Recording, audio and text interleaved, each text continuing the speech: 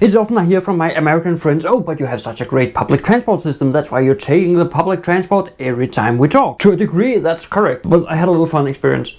I usually take the bus or the train outside of the town called Slagelse, and that is actually quite great. I can easily get to Copenhagen. I can get to Copenhagen in 1 hour. I can get to Odense, which is another big city fairly close to me, within an hour. So I have 2 big cities within 1 hour from my position. Well, that's great. But I had a fun experience the other day. But before we dive into that, I just want to say hello to my fellow Gym of Life people and to all you new ones. This is not just workout. My name is Martin, and this is the channel where we talk about everything Gym of Life related. I was at my chiropractor the other day, and unfortunately the power supply on my computer, well, it has gone a bit defective, so I had to get out and get a new one.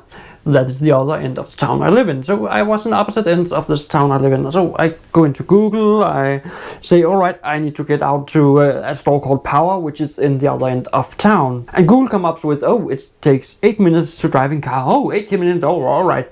But I don't have a car. All right, it takes 16 minutes on bike. Oh, that's nothing. 45 minutes to walk. Great. Public transport, 45 minutes. Seriously, if it's the same time to walk out there as public transport, 45 minutes away, why should I take the bus? It turns out that the street I was on, there was 1 bus an hour. So I had to walk into the central station, I had to wait for the bus. I then had to take the bus out where I should walk just as far in the other end. So it was not beneficial for me. Which also leads me to the point that in Denmark we don't have a perfect transport system. We have a great transport system. In Copenhagen, it's almost perfect. But when you get outside of Copenhagen, outside of Odense, outside of Aarhus and the other big cities we have, it is fairly dumb, our system, because you cannot get from A to B within the same city, but you can get from A to B between 2 different cities, no problem.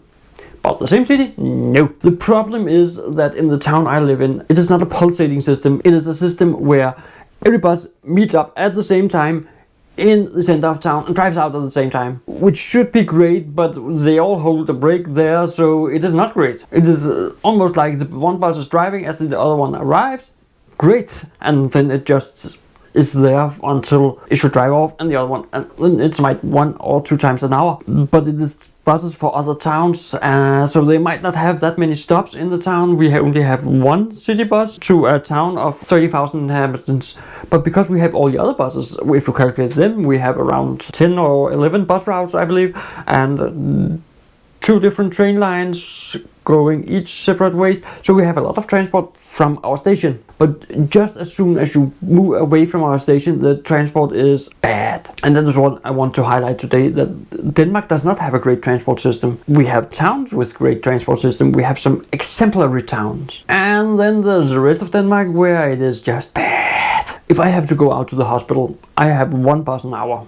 1 bus. All right. That is okay. I can get out to the hospital by walking 30 minutes or by bike 10 minutes, 12 minutes. That's great. If I have to go out to the nursing home, which is in town, or actually they have moved it outside of town because, well, there was room to build a bigger and better nursing home. That's great. Before that it was in the middle of town. I just missed it being in the middle of town. It was great when it was in the middle of town because, well, the nursing home in the middle of town, it had happy residents. Now it only have very sick, very unhappy residents. But that's a whole other matter. What I want to get to is that we want more people to leave their car, take the bus or the bicycle. But in a town like Slagelse, where I live, which is actually a fairly big town, you cannot walk from one end to the other in a reasonable amount of time. So you need either a bus or a bicycle. It even takes from one end to the other, it can take 20 to 30 minutes to bike. It is not that great. So the bus would be a great alternative, but the bus drives so infrequently that it is, well, it's not that good. If I had to go out to Bilka, that's great because I have buses every 5 minutes, which is my local hypermart. Alright, that's great. I have buses every 5 minutes. Yes, that's great. But only in a time span over 20 minutes. The rest of the time there's no bus, and this highlights my problem, that it is not spread out, it is not pulsating. It would be better if the buses come in, you have a 5-10 minutes between that and buses leaving, so you would have that, what you call it, pulsating effect. You will have an influx of people and then an outgoing of people, and then it should be matched with the train. So it's not that, because the buses leaves or the buses arrive just after the train and leaves just before the train in many cases, so it's not great. And this can be fixed with making a pulsating system where the train comes in, or actually the buses come in, people can go over to the track. Then the train comes in and people go over to the buses and then they drive out. This would happen every half hour in the town I live in. Then it would be a perfect system. Now we only have to attach a system that takes people in from the different places. So when I'm at the chiropractor in one end of town, I can go to the other end of town because it will match up. It will all match up without having to walk either the entire way out there, or I had to, well, I did that. I walked into town, 23 minutes to walk into the center of town. All right, that's okay. I then walked around the shopping mall a little bit and then I took the bus out. That way I made my shopping. I planned it out and I did go out there, buy that power supply, but then I had to hurry back because I need to get the bus back.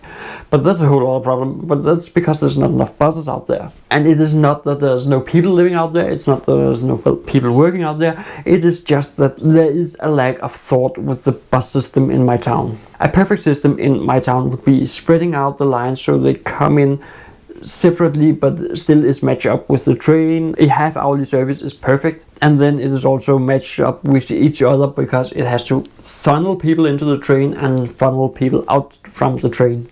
It does not do that right now, so it is not great, but it's there, it's a start, and they're working on it. I hope you can bear with my complaining. This video is just one big complaint about the Danish transport system because it is not perfect. It is there, but it's also to set in perspective when I talk about great public transport in Denmark. It is not that it is perfect. It is that it is there. It is one of the best systems in the world, but we still need a lot of work with it. Until next time, keep raising your health, and if you're interested in knowing more about Copenhagen, then check out this video here on why Copenhagen has so few cars. Until next time, bye bye.